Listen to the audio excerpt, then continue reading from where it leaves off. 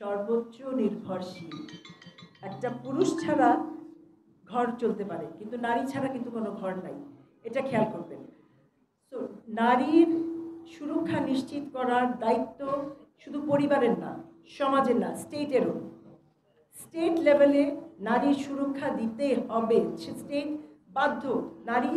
নারীও নাগরিক দেশের, এবং নারীর স্পেশাল কিছু নিডস আছে যেটা কিনা পুরুষ থেকে আলাদা। সে নারীর স্পেশাল নিডসগুলোকে লক্ষ্য রেখে নারীকে আলাদাভাবে সুরক্ষিত করতে হবে সমাজে। যখন নারী সুরক্ষিত থাকবে একটি সমাজে, তখন আমরা একটা সুন্দর পরিবার পাব, এবং সুন্দর পরিবার যখন পাবো তখন ভালো নাগরিক পাবো।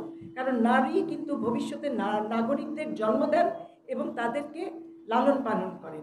নারী নিজে যখন ইনসিকিউর, নিজে তার ভিতরে যখন নানান রকমের সমস্যা, ডিপ্রেশন বলেন, তার ভিতরে হতাশা বলেন, সে নিজে অত্যাচারিত, নির্যাতিত, সে কি করে আমাদের ভবিষ্যৎ নাগরিকদেরকে সুন্দর করে গড়ে তুলবেন? এই জায়গাটা আমাদের ডেফিনেটলি অ্যাড্রেস করতে হবে। এটা স্টেট লেভেলে অ্যাড্রেস করতে হবে, এটা ব্যক্তিগত পর্যায়ে আর রাখা যাবে না। ধন্যবাদ।